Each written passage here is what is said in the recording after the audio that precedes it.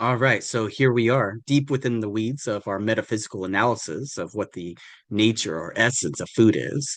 And for this video, we're now going to think about whether or not food should be understood as a social kind or a socially constructed category. That'll be the focus of this video. But I want to first begin by making it clear that social kinds are tricky, right? We need to really get clear what we mean by this. So begin by remembering that a natural kind was understood in terms of the material stuff that composes that thing. And so that means that a natural kind, at least as some sort of category, is going to exist objectively independent from us, right? It does not depend on us for its existence. Whereas a social kind is not defined in terms of that material stuff.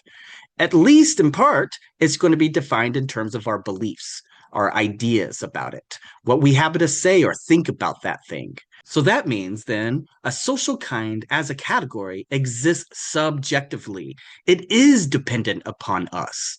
To get a little bit more formal here, we can say that if some kind, K, whatever that thing happens to be, is socially constructed, then beliefs about K are going to be necessary for Ks to exist in the first place. We might also put it in terms of saying that if there were no beliefs about K, if there were no human beings out there to have anything to say about K in the first place, then Ks would not exist as socially constructed kinds. Right. So here we're making a distinction between a category that exists objectively independent of any human beings, what we happen to believe.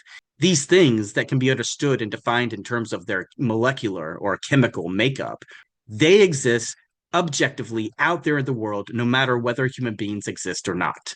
Whereas social categories, social kinds, socially constructed entities, they depend upon us, right? Something like a border exists only insofar as we say the border should be here rather than there. A border does not exist objectively out there in the world, right? If every single human being were to die right now, if we were to all just simply vanish or disappear, the borders that make up countries would disappear too. And that's because something like a border, it exists only insofar as we exist. We construct it. If we were all to vanish, the border would vanish too. So here, let's think about some other examples of social kinds, things that are socially constructed categories. We already talked about gender, for instance, in the previous video. In that video, we talked about how gender is defined in terms of the sorts of institutions that tell us how we should behave, or the social behaviors that people put into place from one place to another. Money is another example. Money is an abstract entity.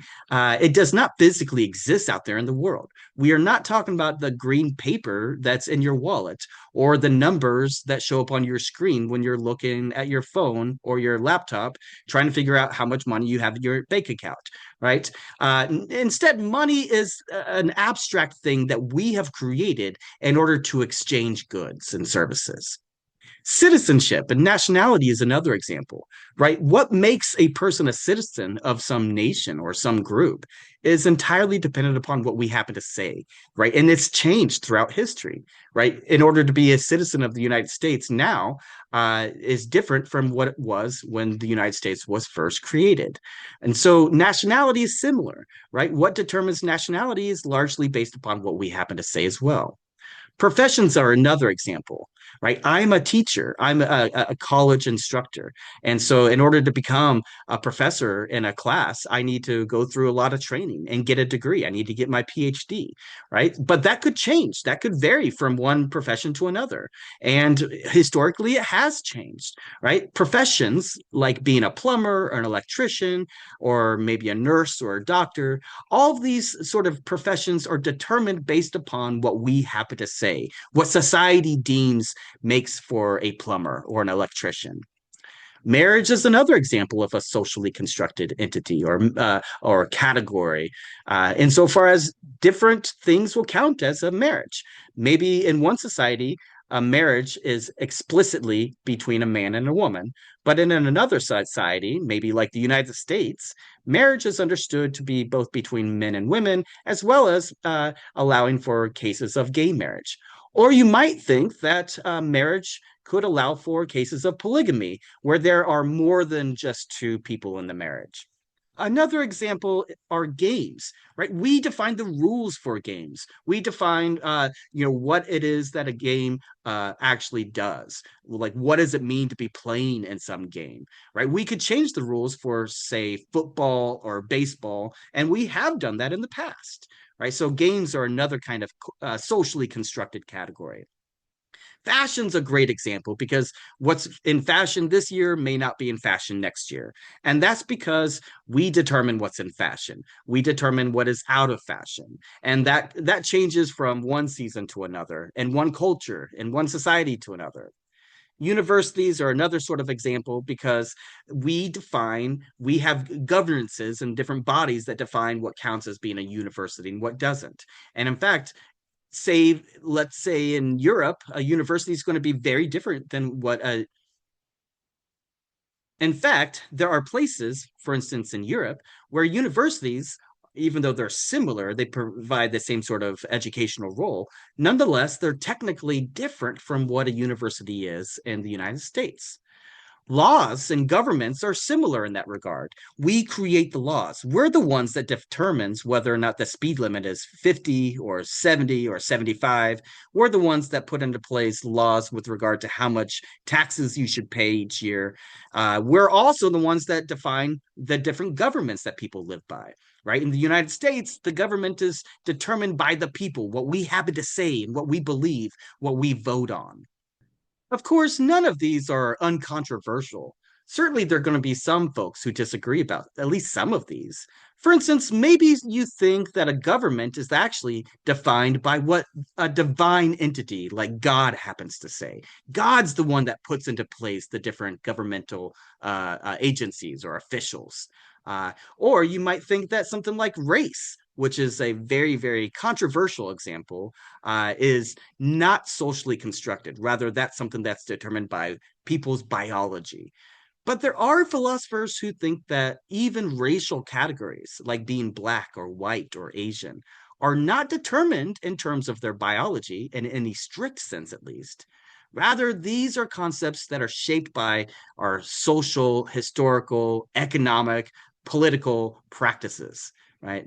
They do have real effects in how people experience the world, the different opportunities and entities that the different opportunities and identities that they have as individuals in society.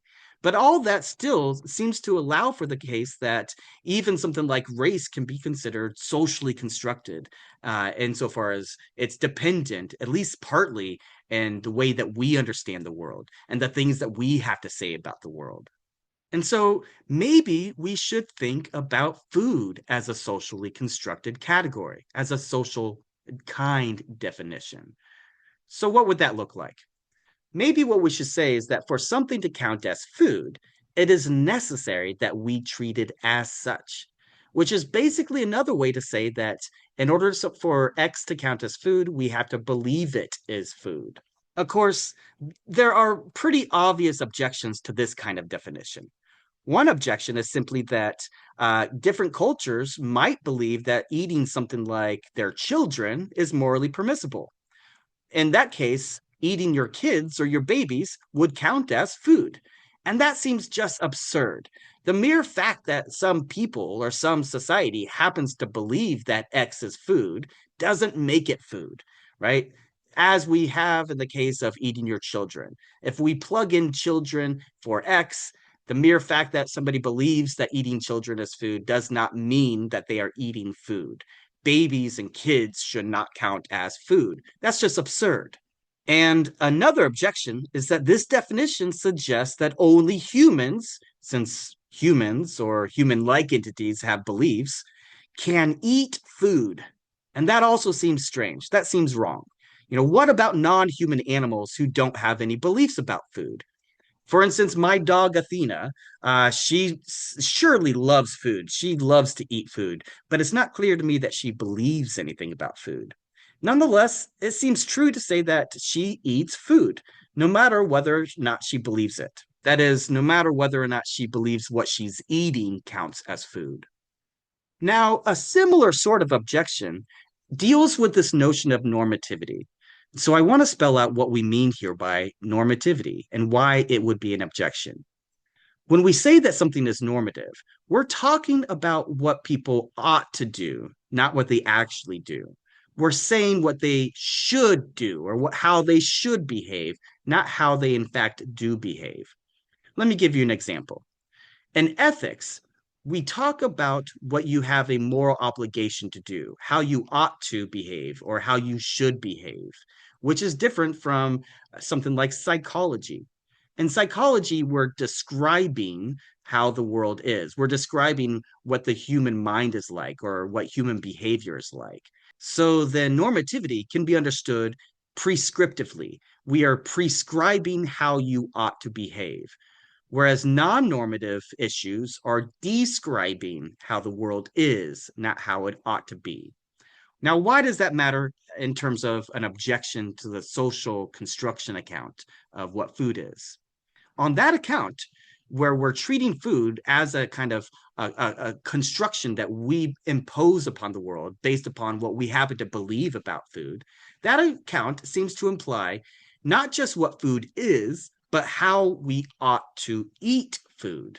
It's seeming it seems to suggest that there is a right way to eat food and a wrong way to eat food. It says that we ought to treat food with various social and cultural aspects in mind. And when we don't, then we, I guess, are doing something wrong, or we are, in some sense, not treating that thing as food. And that seems problematic too. What about the teacher who only has enough time in her day to eat a protein bar for lunch? Or what about the nurse who drinks a shake for breakfast and that's all she has? Maybe she's drinking it in the car on her way to work. Or what about the recluse who never eats with anyone, the recluse who eats alone all the time? Surely those people still count as eating food, even though they're not eating it in the right sort of way, even though their way of eating food seems to violate the normative assumptions that are in place, right? The mere fact that they're not eating food in the right way doesn't seem to imply that what they're doing is not eating food. So once again, it looks like we're stuck in a weird sort of situation where we still lack a good philosophical definition or analysis of what food is. And that's something that's pretty common in philosophy. Oftentimes in philosophy, we get stuck in this situation where we seem to be at an impasse, where it's not clear what is going to be the correct definition or the correct analysis. And that's something that's very jarring, but it's important that it's a part of philosophy. Philosophy is supposed to be jarring. We're supposed to be stuck in these situations where it's not obvious, it's not clear what the correct answer is. Because it's only at that point, once we admit that we don't know what the metaphysical analysis of food is, that we can begin to see what this tells us about our own lives, our own values. It's only then that we can really see how food impacts who we are as individuals in society. And that's going to point us in the direction of the subjectivity of food, which is what we will look at in the next video.